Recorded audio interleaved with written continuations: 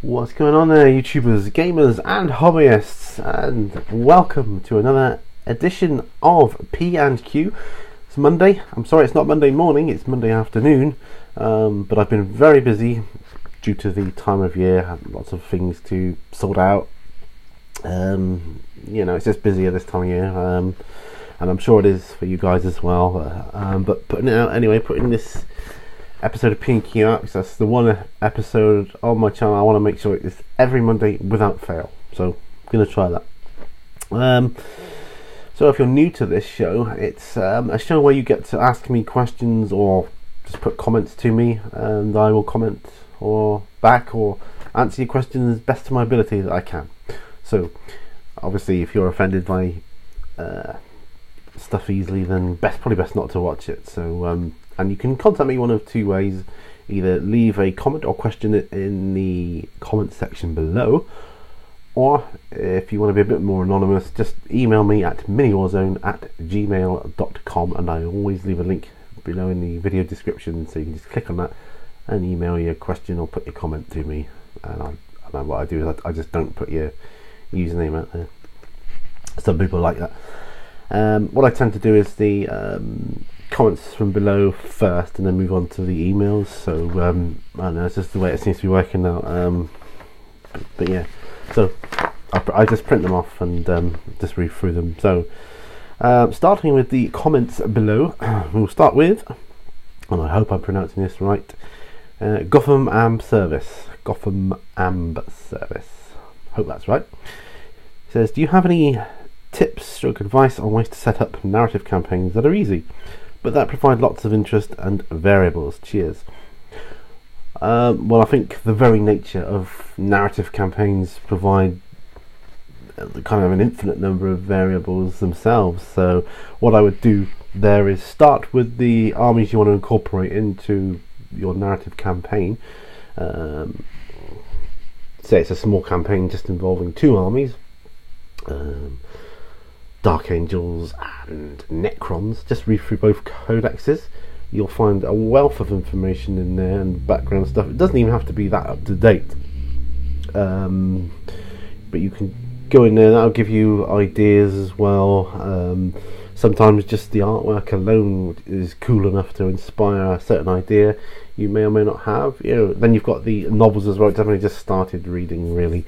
That will give you more ideas as well. So put the two armies down that you want to be playing in this campaign.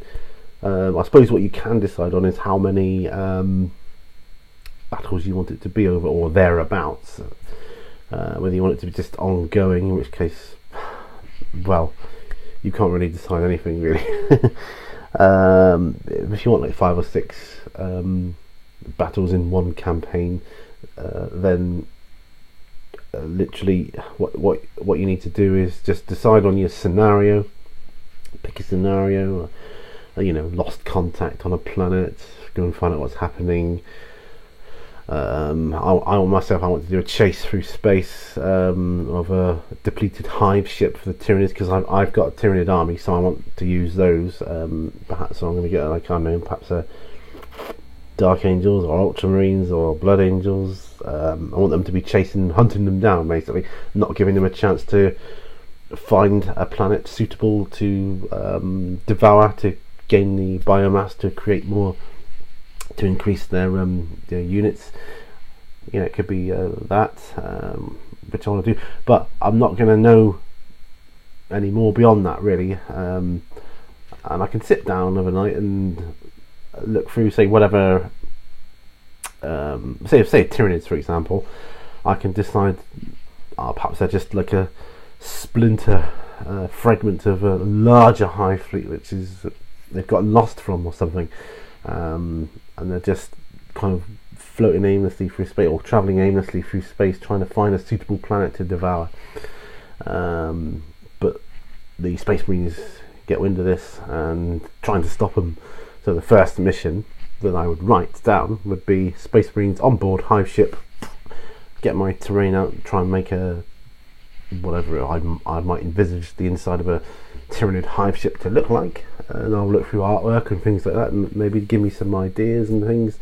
and I'll base my first battle there. And then if the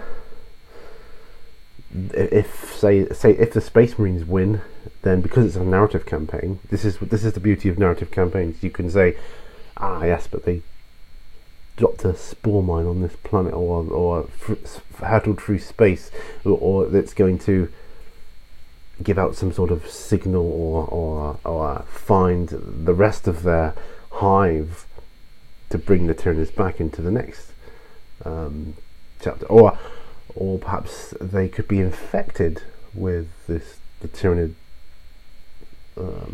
whatever you call it, where they kind of take you over like a sort of gene stealer cult. And then the next one could become a gene stealer cult versus Space Marine, because the Space Marines, again, because it's a narrative campaign, you could say what you like, or manage to get a signal out to the rest of their chapter house to come and find them or rescue them, and when they get there, they're confronted with gene stealers, and you see how it progresses on. But you can't write any of that until you've done your first battle. Okay, all you can write is the scenario for the first battle, really, but just have in mind possibilities of where you could go depending on which side wins, and you can't really do that until you know who wins. But there you go. It's really not too much writing involved. I mean, I come from a bit of a writing background myself, and it's not really too much to get involved with. Just write your scenario. I don't know, lost contact with chapter house, land on planet, find orcs or Necron or whatever, and then you can decide on, okay, what planet is this going to be? It's going to be such and such a planet. It's a tomb world, or it's just an abandoned wasteland. The orcs happened upon it, or they live there, or you make it up, whatever you want it to be, because it's narrative. And really, just reading the codex to start with, that's a good starting point. Read through their background, pick out certain characters maybe that you want to incorporate in it. I also want to do, I want to do that. I want to do the Tyranid thing, but I also want to incorporate, as well as whatever Space Marine chapter, I want to incorporate an Inquisitor as well into mine, and a kind of mysterious band of Space Marine-ish warriors. So I'm going to look through the obviously the Inquisitor data slate for that, or codex, whatever it is. I have to download that one. And I'm going to get my inspiration there. I've got the Tyranid codex, obviously, and I've got all the codexes for the armies I need. I'm just going to read through those, find my ideas there, sort of delve in, get my ideas. Anyway, look at that, I've been blabbing on for 8 minutes, and you must be bored senseless by now, and I've probably been no help to you whatsoever, but that's what I'm going to do. Pick your armies first, read the codexes, go from there, sort out your first battle. It's really no more than writing a one battle report and then linking the next one to that, narratively, of course. Okay, alright, next one, Hecatrix Witch. All my armies are fully painted and matte varnished. Wow, I said, didn't I? Is there anybody that's got fully painted? Because it must be just me then. I'm never going to get my stuff painted. Oh, so much stuff. I keep saying I'm not opening anymore or assembling anymore until I've completed everything I've got. And I'm just looking at it going, oh, there's so much, and I want to do more. Anyway, my Necrons are coming along nice. Just need another Battle Force box for more warriors and a Doomsday Arc. Cool. I like the look of Necrons. I don't have any at the moment, but I do like the look of them. They look cool. Got an Annihilation Barge as well with an Overlord HQ, so Necrons are really going well. Just to mention, I kit bashed and abandoned the Despoiler HQ out of my spare bits, and it looks fantastic, saving me some cash. Oh, and thanks you for the pictures, by the way, they look great. Do you kit bash any models, and if not, would you consider it to save money? Absolutely, but I'm starting small. I've only done a couple of, I can't remember who I've done now.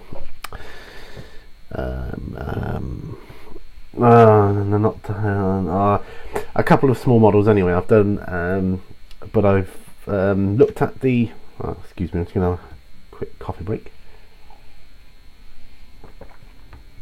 The video I recommended for a YouTube channel the week last week. Again, I did a great Hierophant kit bash.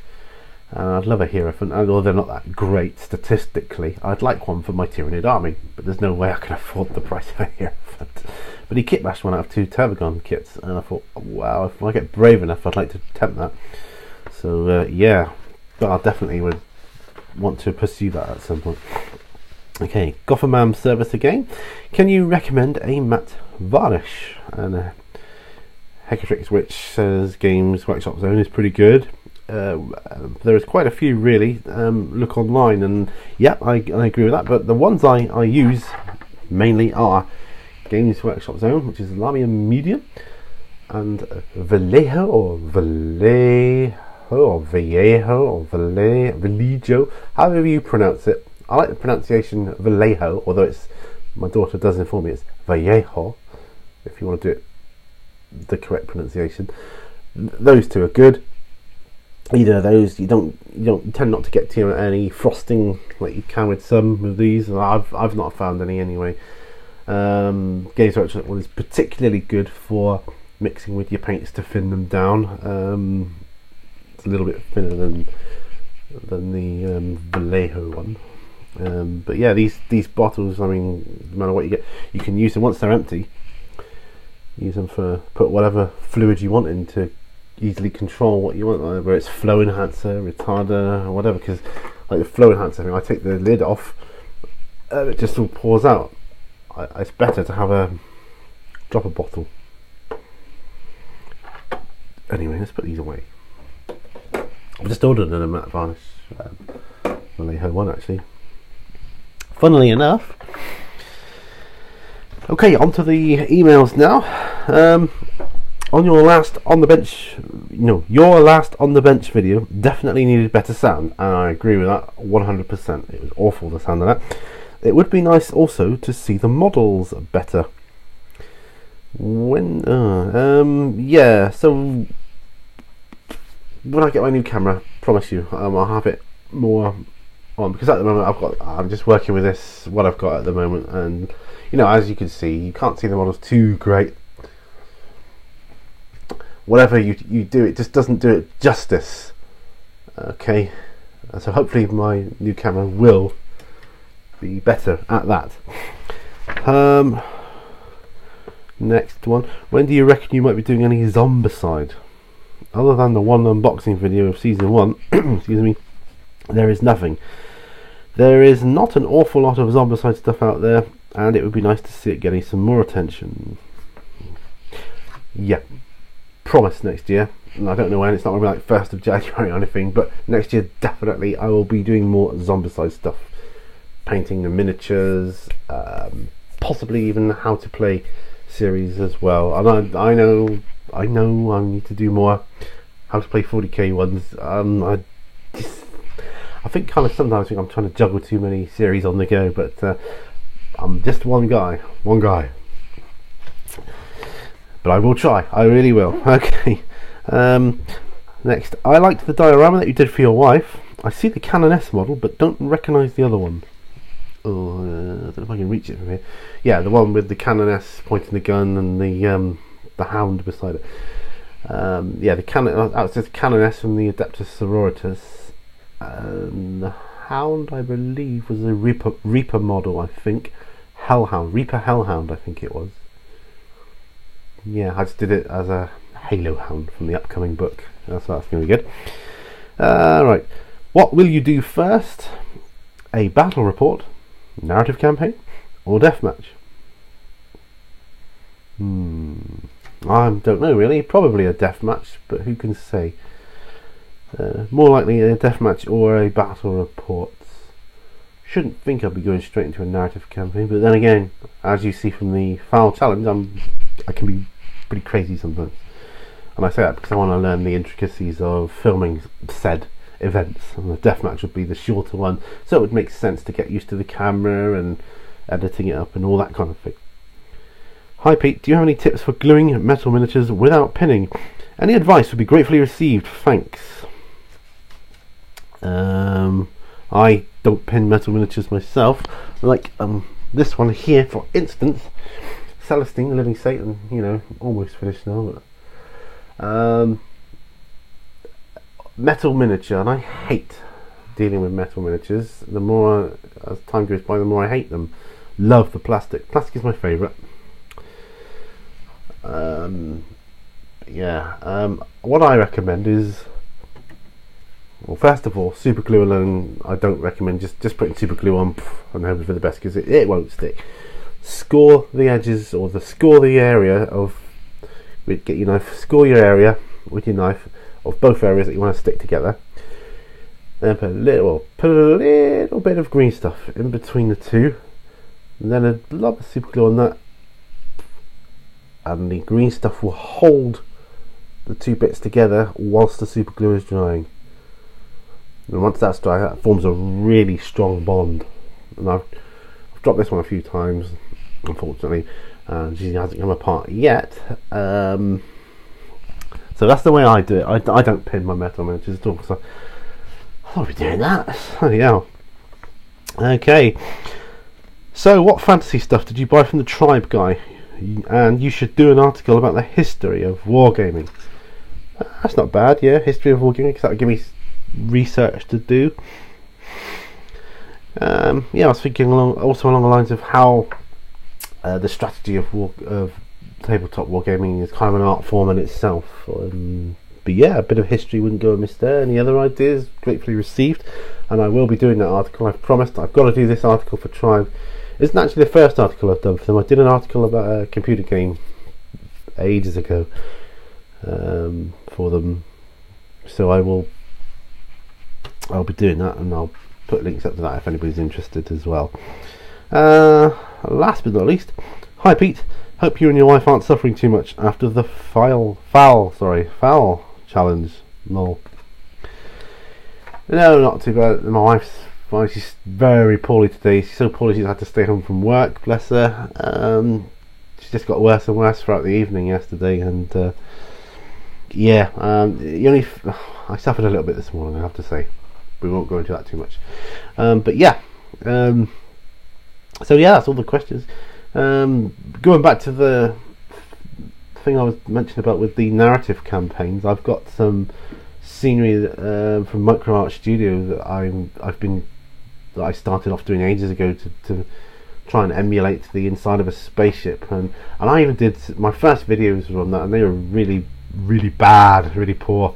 I may end up redoing them over time, and using that, finding the right scenery. I think for a narrative campaign, scenery is very important. Sorry, I'm just thinking of this as time goes by here.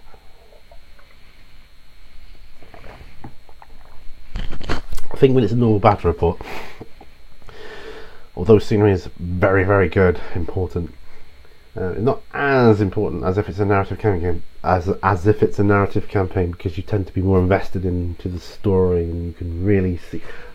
Like, I could have a cardboard box as a building, and this one isn't finished yet. But if you put something like this up, I don't know, you could be more invested into the story more, because it's like, oh yeah, I can.